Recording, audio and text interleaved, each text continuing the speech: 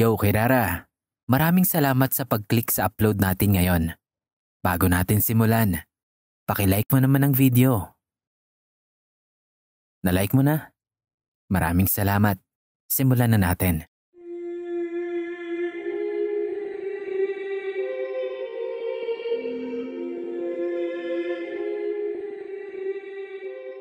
Hello Sir Kira. I-share ko lang itong karanasan ko noong bata pa ako. Hindi ko na maalala kung ilang taon ako nito. Pero parang grade 3 or grade 4 ako nung mangyari ito.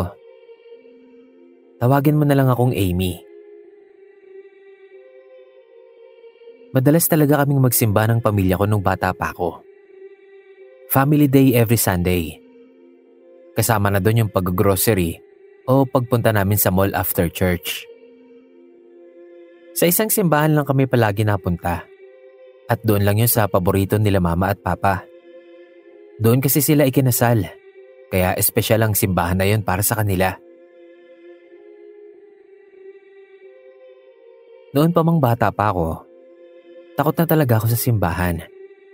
Natatakot ako sa sobrang katahimikan sa loob. Pati na sa mga rebulto na nandoon. Para kasi nila akong tinitignan. Pinapanood. Di ko din naman maitatanggi na isa din talaga sa dahilan ng takot ko. Dahil ginagawa silang panakot sa akin ng nanay ko noon. Na magagalit daw sila kapag nag-ingay ako sa loob ng simbahan. Nung magkaroon ako ng subject na religion sa school, parang nun pa lang yata ako nagkaroon ng interes na makinig sa sermon ng pari sa simbahan. Parang grade 4 nga ata ako nun. So kada nagsisimba kaming pamilya tuwing Sunday, nakikinig at nagdadasal na talaga ako. Sana po hindi niyo ako i-judge. Pero ang idea ko ng pagdadasal noon ay yung mga ipinakabisadong dasal pa sa school. Tapos saka ako susundan ng mga kahilingan ko. Di eto na nga Sir Kira. Palagi kasi kaming maagang dumadating sa simbahan. Kaya matagal din talaga kaming nag-i-stay doon. One time, ginaya ko yung mama ko. Noong lumuhod siya doon sa luhuran at nagdasal. Nagsimula akong magdasal pagkatapos kong mag-sign of the cross. Inumpisahan ko sa pagdarasal ng ama namin. Nakakailang linya pa lang ako sa isip ko. May sumabay na sa panalangin ko. Napahinto ako nun kasi nawala ako sa focus. Pero yung boses nung sumasabay sa akin, nagtuloy-tuloy. Kaya ang ginawa ko, inulit ko yon sa umpisa.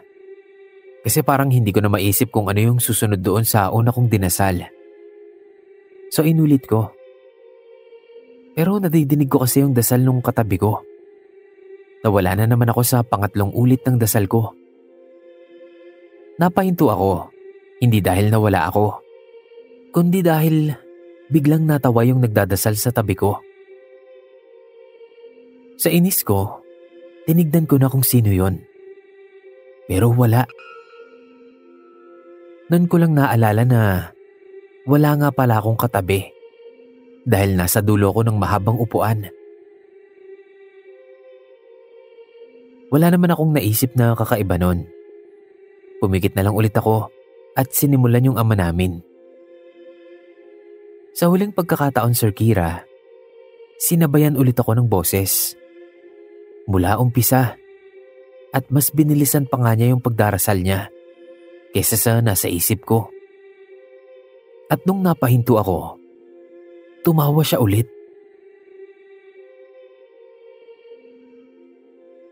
Nilingon ko si mama. Pero tahimik pa rin siyang nagdarasal at nakaluhod. At parang hindi niya nadidinig yung boses na nanggugulo sa panalangin ko. Tumayo na ako noon. Naupo na lang ulit ako sa upuan. Pero tinignan ko din yung paligid ko kung saan ba talaga nanggagaling yung boses na yon. Pero wala akong nakita noon na pwedeng nanggugulo sa akin. Busy ang karamihan sa mga kausap nila o kaya ay sa pagdarasal nila. Kaya takang-taka talaga ako noon. Pag-uwi, ikinuwento ko agad yun kay mama. Parang pasumbong pa nga yung kwento ko sa kanya. Kasi medyo naiinis pa rin ako nun. Sabi ko, hindi ko matapos-tapos yung dasal ko kasi parang tinatawanan ako ng boses na sumasabay sa akin. Hindi ko na nga din naisip nun kung paano siyang nakakasabay sa akin. Sa isip ko lang naman ako nagdarasal. Siguro dahil bata pa ako nun, kaya hindi ako nakaramdam ng takot. Pero ngayong matanda na ako at naaalala ko pa maski yung maliit na detalye nung araw na yon o nung mangyari yon, natatakot na talaga ako. Sigurado ako sa nangyari na yon. Pero yun lang naman yung una't huling beses na nangyari sa akin yon. Hindi na rin ako nakabalik sa simbahan na yon after kong makagraduate ng high school. Hanggang dito na lang, Sir Kira. Sobrang ikli lang. Sana madinig ko soon sa channel ninyo ito. Salamat po and God bless.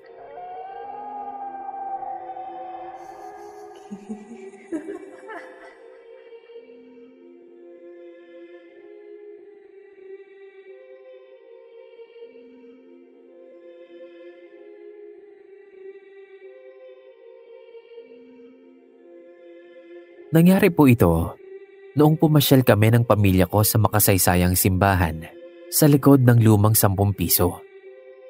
Ang Baraswain Church sa Malolos, Bulacan. Nakabili po noon ng kuya ko ng second hand na Kia Pride para sa pamilya namin. Kaya nagpaturo po akong magmaneho sa kanya para na rin may kasalitan sila ni tatay sa pagmamaneho. Mabilis naman po akong natuto. Maalam din po kasi akong mag-clutching sa motor. Halos same lang naman po sila. Mabilis kong natutunan yung basics kung paano i-operate yung kotse. Tinuruan din ako ni kuya ng ilang mga batas lansangan. Ang kulang na lang sa akin nun ay matesting ako sa highway driving. So ang napili po naming puntahan nun ay ang Baraswain Church.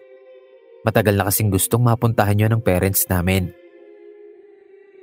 So lumabas kaming 4.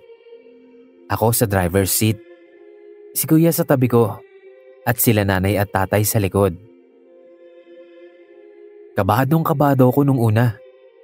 Pero habang nasa biyahe na, parang nakalman na rin naman ako at nag-enjoy na rin sa pagdadrive hanggang makarating na nga kami sa simbahan. Thursday yon, kaya wala masyadong tao. Sarado yung simbahan nung dumating kami. Siguro naghintay pa kami ng mga ilang minuto bago ito nagbukas. Pagpasok pa lang sa simbahan, naramdaman ko na agad yung hindi maipaliwanag na pakiramdam. Na para kang tinatangay sa nakaraan. Ewan ko sa iba ha, pero ganun kasi yung naramdaman ko nung time na yon. O siguro dahil first time ko lang din kasing makapunta sa church na yon.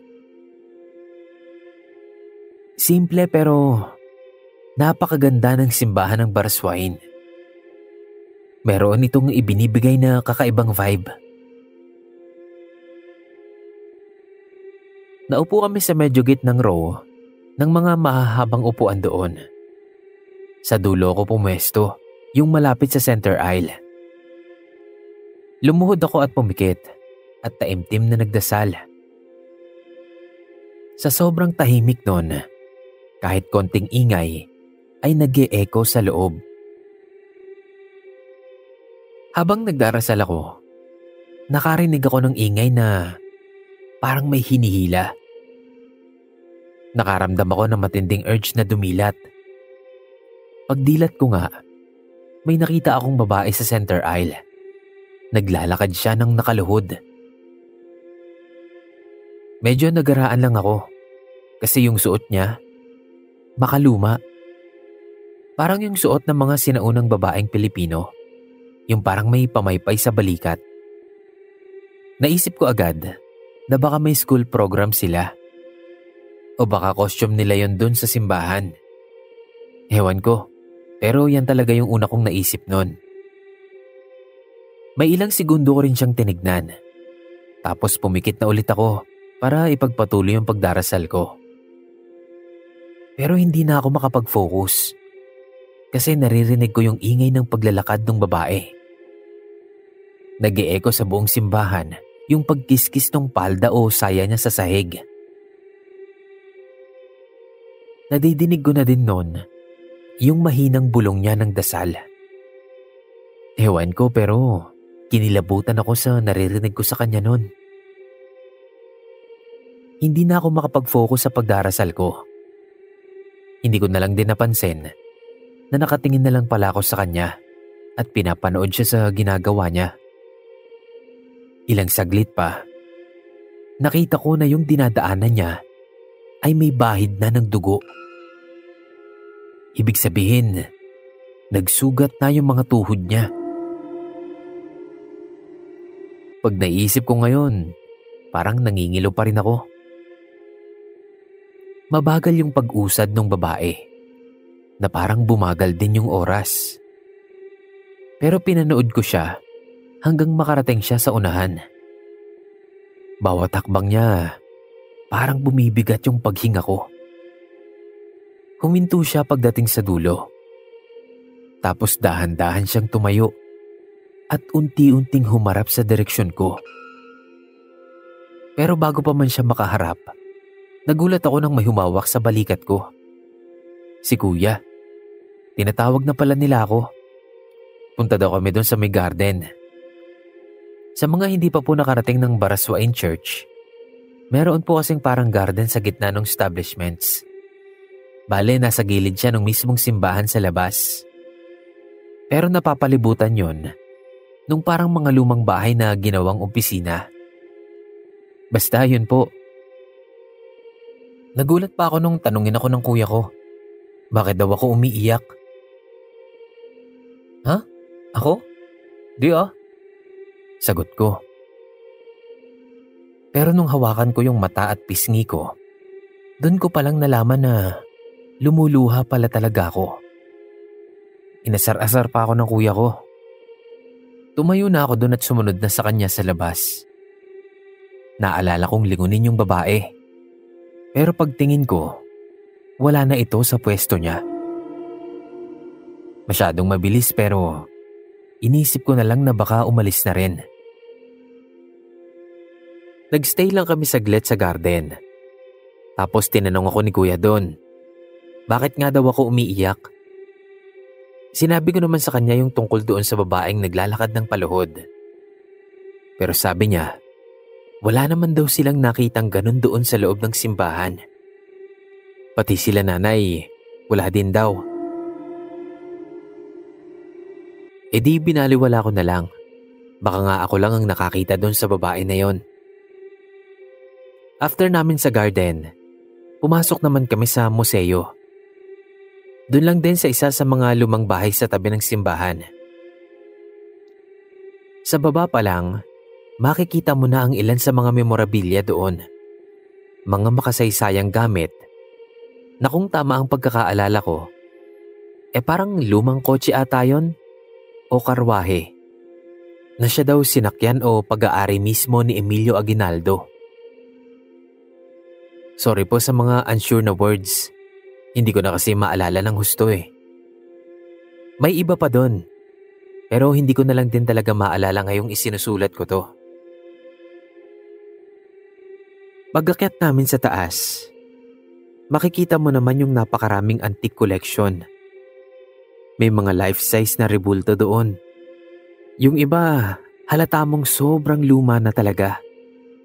May ibang mga makasaysayang gamit din doon. Mga lumang pera, lumang sulat, mga ganon. Okay naman sana, pero hindi ako masyadong nag-enjoy doon. Hindi ako nakatagal. Meron kasing sobrang bigat na vibe na hindi ko talaga kinaya. Kaya binilisan ko na lang yung paglilibot sa mga nakadisplay. Mahirap i-explain eh. Basta ang bigat ng pakiramdam. Nahirapan akong huminga, kaya nakaramdam din ako ng hilo. Nung nasa kabilang side na ako ng museo, Yung parang historical gallery ng Malolos, Bulacan. Medyo gumaan na yung pakiramdam ko. Hanggang sa makalabas na nga ako ng museo. Nagmadali talaga akong lumabas noon para makalanghap ng sariwang hangin. Ang pakiramdam ko kasi nung nasa loob ako, para akong hihimatayin. Hindi po sa pag-OA, pero yan po talaga yung naramdaman ko noon. No offense po. Hindi ko po sinisiraan yung lugar. Ibinabahagi ko lang po yung na-experience ko noon. Habang hinihintay ko sila tatay sa labas, naalala ko yung babae sa loob ng simbahan. Hindi ko siya nakikita sa labas o sa museo. Kaya naman pumasok ulit ako sa simbahan. Nagbabaka sakali na makita ko ulit siya. Pero wala na talaga. Naalala ko din yung dugo sa dinaanan niya. Wala na rin ito. Doon ako nakaramdam ng sobrang kilabot. Taas lahat ng balahibo ko nun. First time ko kasing maka-experience ng ganun sa buhay ko. At ganun pala yung pakiramdam nun. Pag-uwi namin, si kuya na yung pinag-drive ko. Gusto ko sana ako pa rin. Pero kasi parang lutang pa rin ang isip ko nun. Baka kung mapano lang kami kung ipinilit ko. Muli po inuulit ko. Hindi ko po ibinahagi ang karanasan kong ito para siraan ng lugar. Napakaganda po ng Baraswain Church. Ibang klase po yung pagiging makasaysayan niya. Literal pong mararamdaman mo siya kapag nandoon ka. Para ka talagang tinatangay sa nakaraan. Not my lucky day lang talaga siguro. Kaya nakaranas ako ng ganoong bagay doon. Hanggang dito na lang po. Salamat po sa pagbasa, Sir Kira, kung sakali. God bless us all po.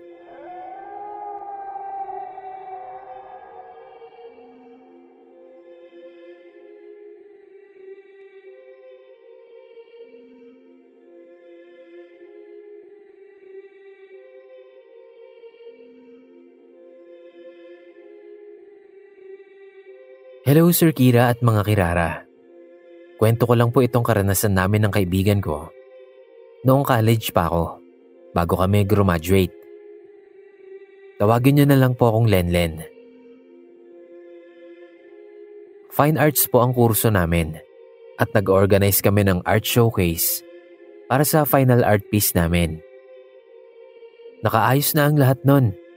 Nakadisplay na yung mga painting namin at kinabukasan na rin yung exhibit. Kaya nung uwian na namin, nagkasundo kami na dumiretso sa church para ipag-pray yung success ng lahat. For sale or for donation po kasi yung ibang paintings na nandoon.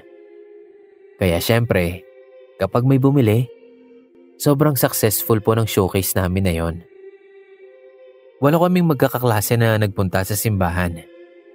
Simpleng araw lang yon, Sir Kira, kaya walang misa. Pero palagi namang open ang simbahan na yon para sa mga gustong magdasal. Hindi pa man kami pumapasok sa simbahan noon.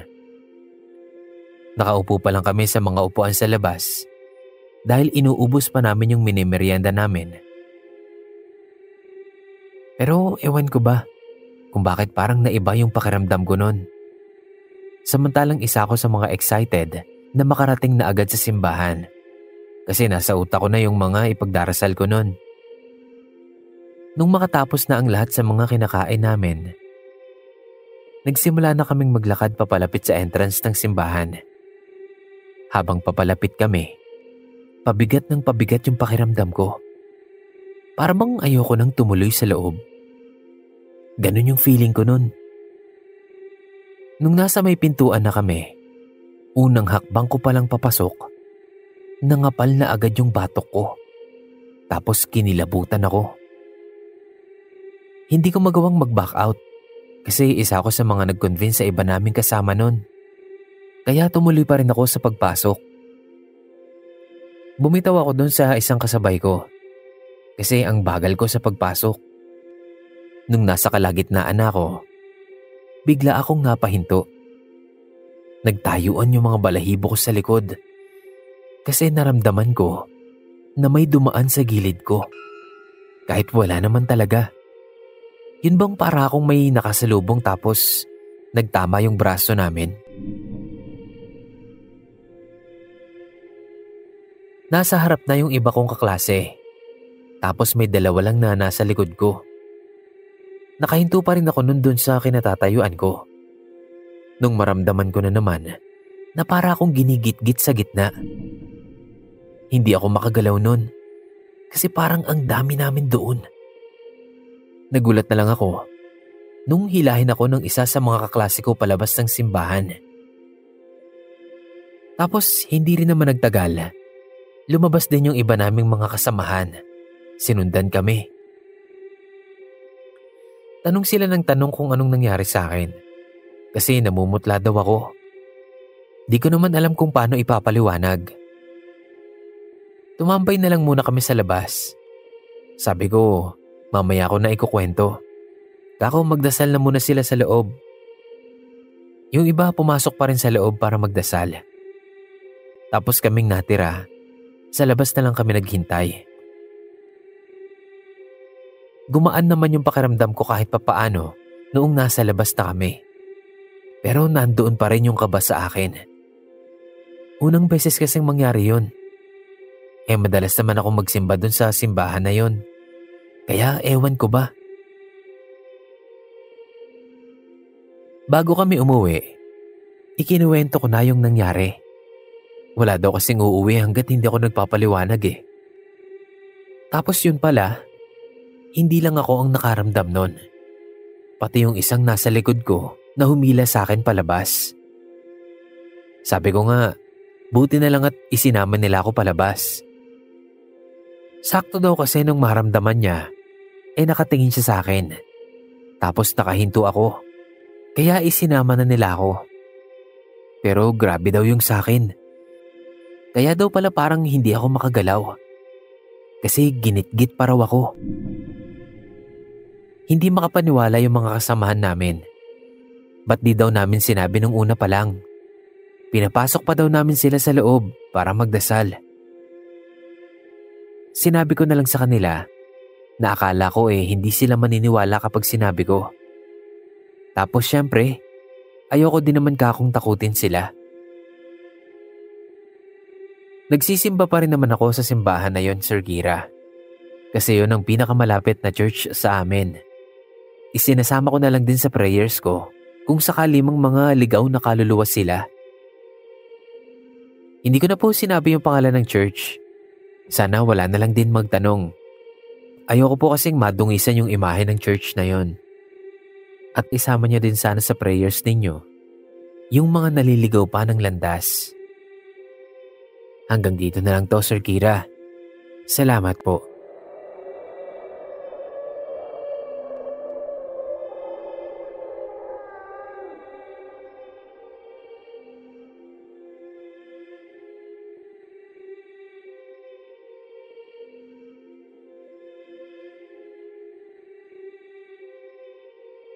Magbabahagi lang po ako ng weird experience namin ng papa ko.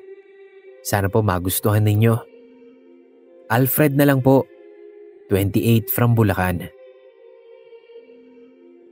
Meron po kaming micro talipapa sa bahay namin, Sir Kira. Bale, tindahan siya ng mga gulay, mga processed goods, karne at isda. Tuwing gabi po, bumabiyahe kami nila papa at mama para mamili ng paninda sa mga bagsakan. Yung gulay at karne sa Balintawak Market. Yung mga processed meats, dito lang. Nag-order lang kami. May malaking factory kasi ng processed goods dito sa lugar namin. Tapos yung isda naman, sa fishport. Hindi naman iisang biyahe lang lahat ng yan lagi. Depende lang kung alin yung kailangang punuan. So itong lakad namin na to ni Papa, parehong Balintawak Market at fishport ang punta namin. Na-sold out kasi kami nung araw na yon. Natagalan kami sa Balintawak Market. Actually, lagi naman. Pero nung gabing yon, mas nagtagal kami. Kasi Late nang dumating yung supplier ng binibilhan namin ng gulay.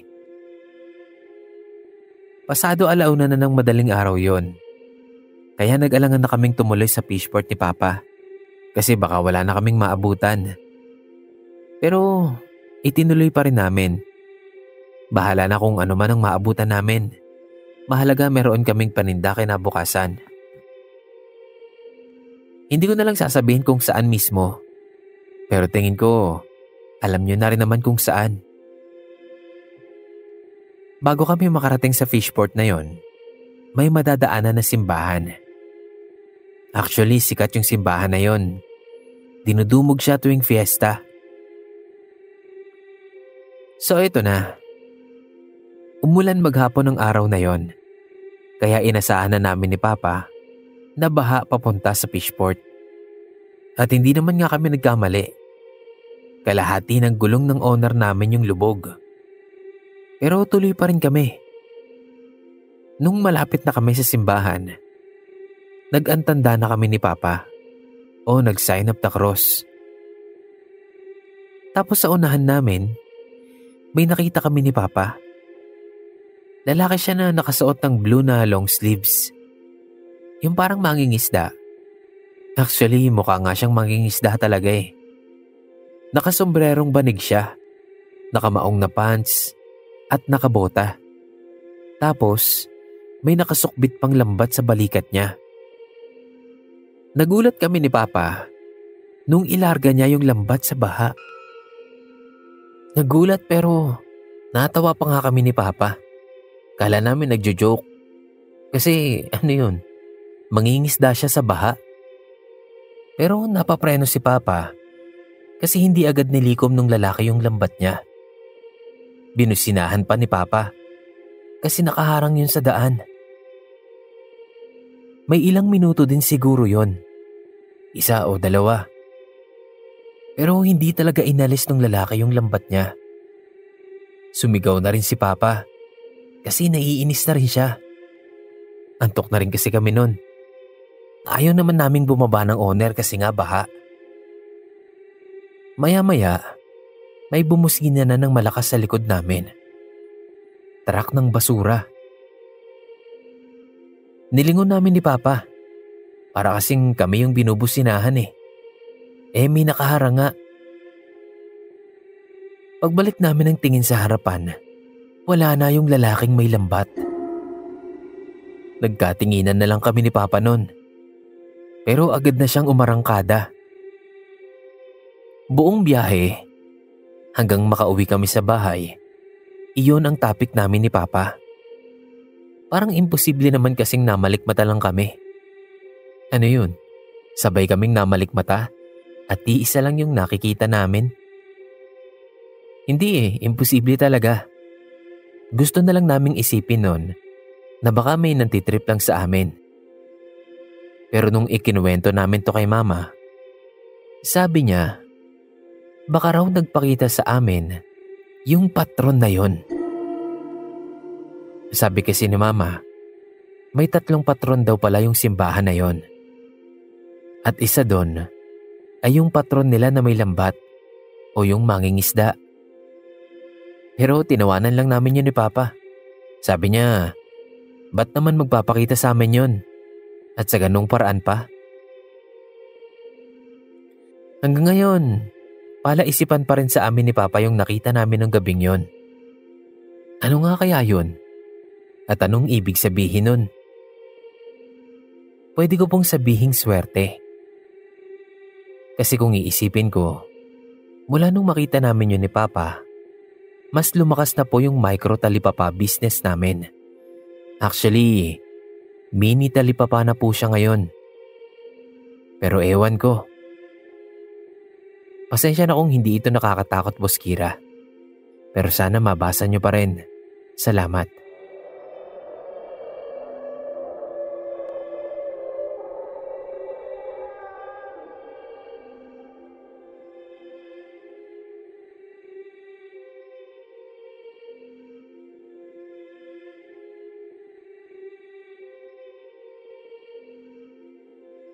Hello, Sir Kira. Tawagin mo na lang akong Suzanne. Kwento ko lang tong karanasan ko noong high school pa ako. Maikli lang po ito, kaya sana maisama sa upload ninyo. Active po ako sa church namin noon. Doon kasi nagtatrabaho yung nanay ko. Kaya kapag may activity ang simbahan, nandoon ako palagi para tumulong. Siyempre wala din akong palya sa pagsisimba. Umaga at hapon, basta wala akong ginagawa, ina-attendan ko. Ilang kembot lang naman kasi ang bahay namin mula sa simbahan. Maliit lang yung church namin. Open space pa. May bubong lang para sa mga nagsisimba. Pero after mass, sisinupin namin yung mga monoblock na upuan tapos ipapasok dun sa harap. Basta pasok dun sa foldable na divider. Tapos yun yung isinasara at inilalak pagkatapos ng misa. Pagkatapos nun, malaking space na lang yung harap. Yung bagong pari namin noon sa simbahan, tuwing huling araw ng simbang gabi, palagi siyang may paganap. Kasama ko palagi sa mga nagpe-perform doon. At doon sa malaking open space, doon kami nagpa-practice. Bago pa mag-December, pinagpaplanuhan na namin kung ano yung gagawin namin. Kasama namin si Father doon. Nagbabatuhan kami ng mga ideya para sa simbang gabi. Pati yung mga design na gusto pa naming idagdag sa simbahan pagpasok ng December. Ginagawa namin to doon lang sa harap. Mga nakaupo lang kami sa sahig. Nakapabilog kami habang nagmemeryenda. Hindi naman kami maingay kasi nga kahit walang misa nun, simbahan pa rin yun. Normal lang naman yung tono ng mga boses namin. Seryoso kami sa pag-iisip at paglilista ng mga pwede naming gawin. Wala din halos nagtatawanan sa amin nun. Nang maya-maya, lumapit si Kuya Brian sa amin. Nakikiusap siya na hinaan daw sana namin yung mga boses namin. Katabi lang kasi ng simbahan yung bahay nila, kaya naiintindihan naman namin kung dinig nila kami. Napatingin ako sa bahay nila at nakita ko doon sa may pintuan nila si Ate Julian, nakasilip. Kaya syempre, umuo kami sa kanya at humingi ng pasensya. Mas tahimik na kami noon pag alis niya.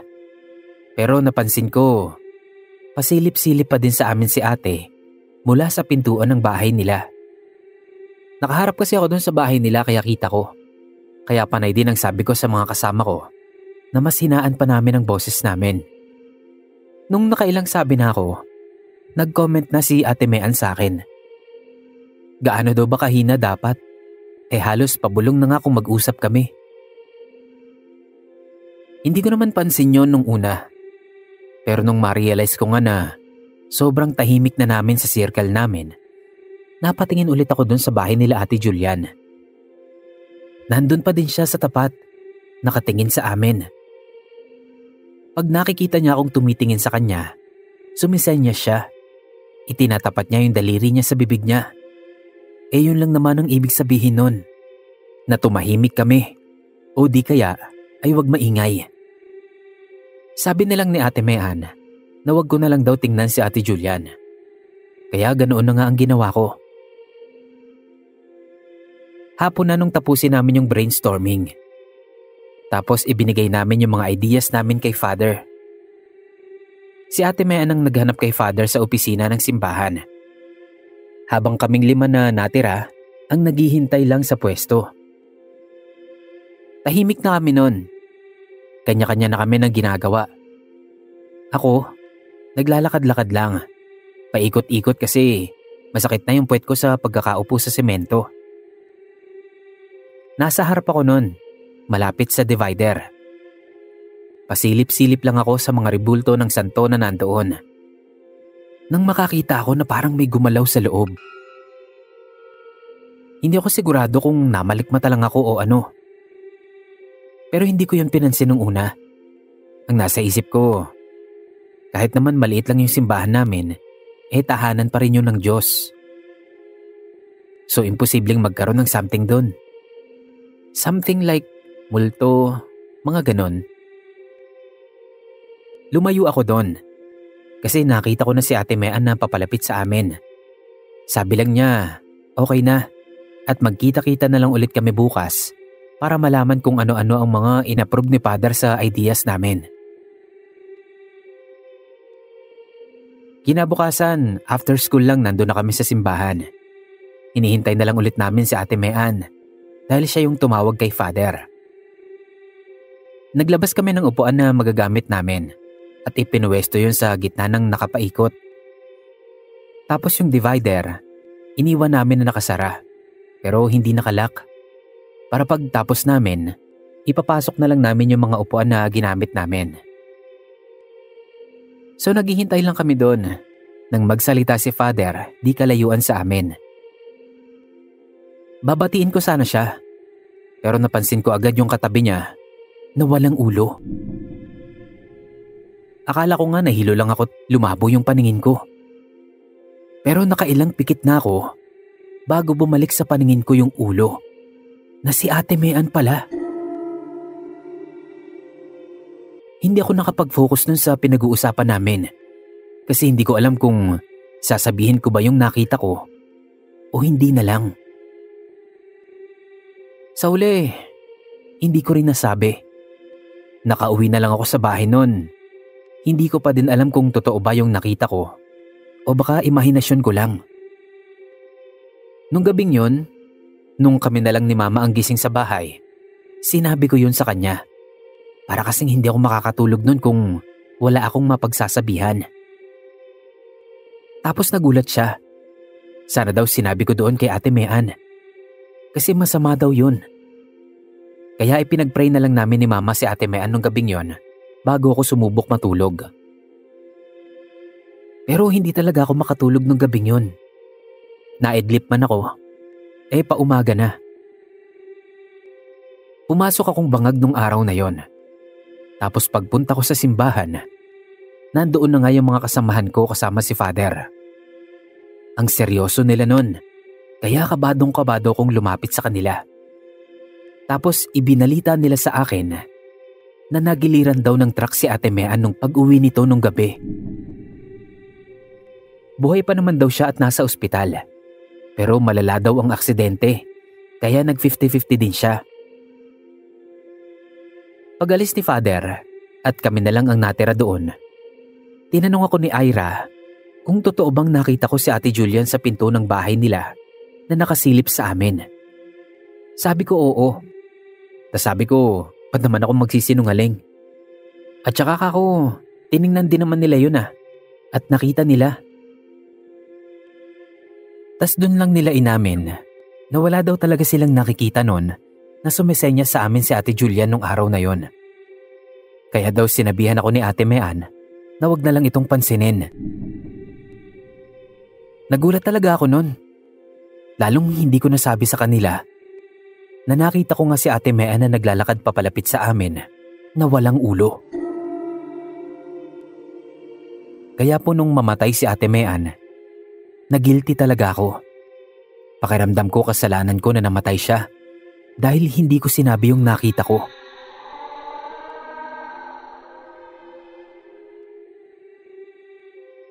Sa totoo lang, Sir Kira, hanggang ngayon po na may asawa na ako, naiisip ko pa rin yun. Na kung ano kayang nangyari kung nasabi ko kay Ate Mean yung nakita ko. Hindi din ako aware, Sir Kira. Bukas pala ang third eye ko.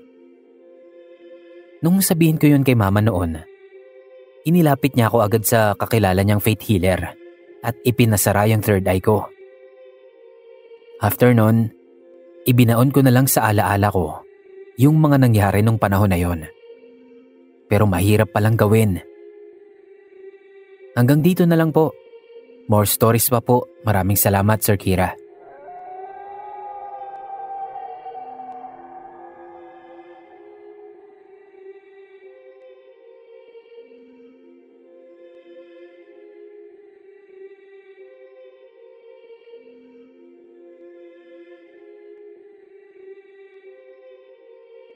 Matagal na pong nangyari ito.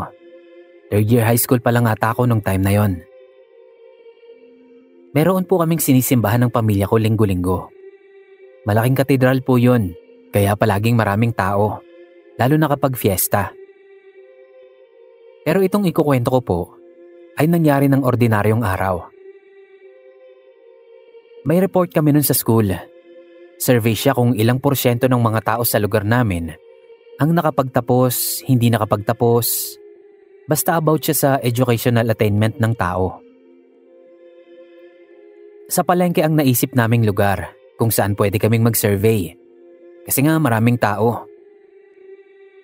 Kaso nung nandun na kami, nahirapan kaming mag-interview. Karamihan kasi nagmamadali o maraming bitbit. Yung iba umiilag. Yung iba naman hindi kami sinasagot ng ayos. 9 a.m. kami nagsimula nun. Pero tanghali na, nakakailan pa lang kami. Naisip naming lumipat ng lugar. Lakad kami hanggang sa makarating kami sa katedral. At tamang-tama lang yung dami ng tao doon.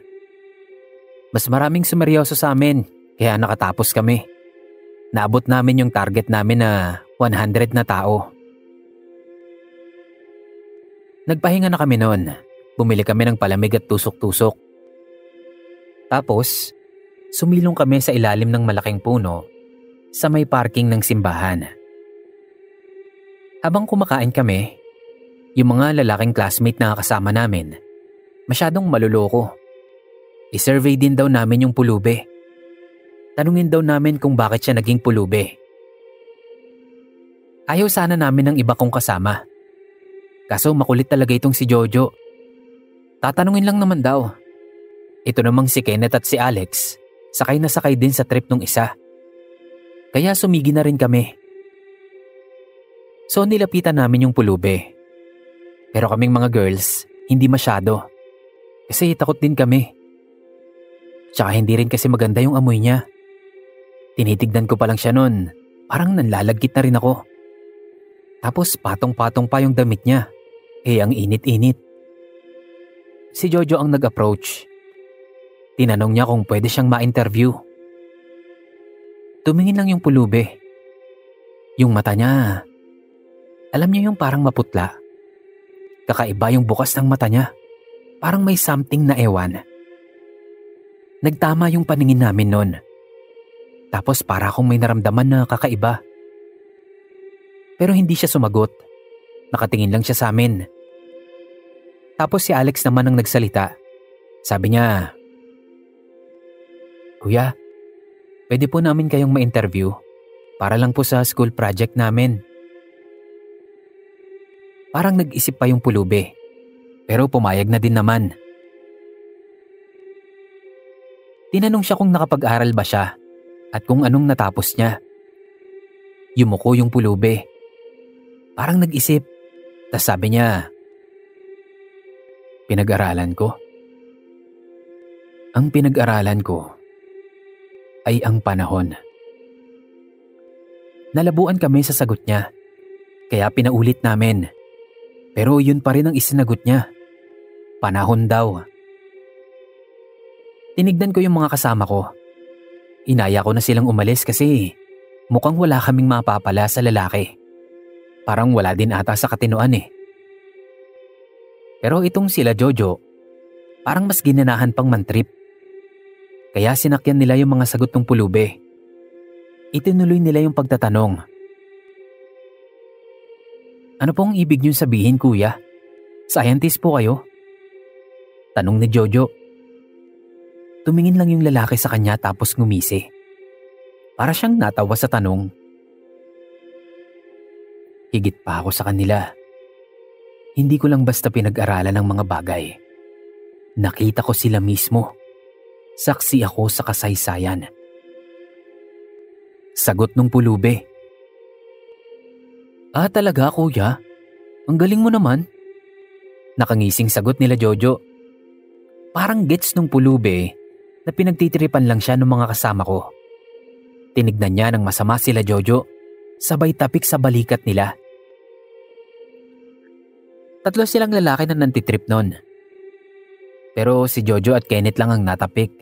Hindi niya kasi abot si Alex. Pagkatapik, sabay sabi nito, Ingat sa mga gawa mo, iho. Baka sapitin mo rin ang sinapit ko. Tapos may sinabi pa ito na hindi ko nadinig. Nakita kong parang natakot yung tatlo. Tapos narinig ko na lang na sinabi ni Jojo, "Opo."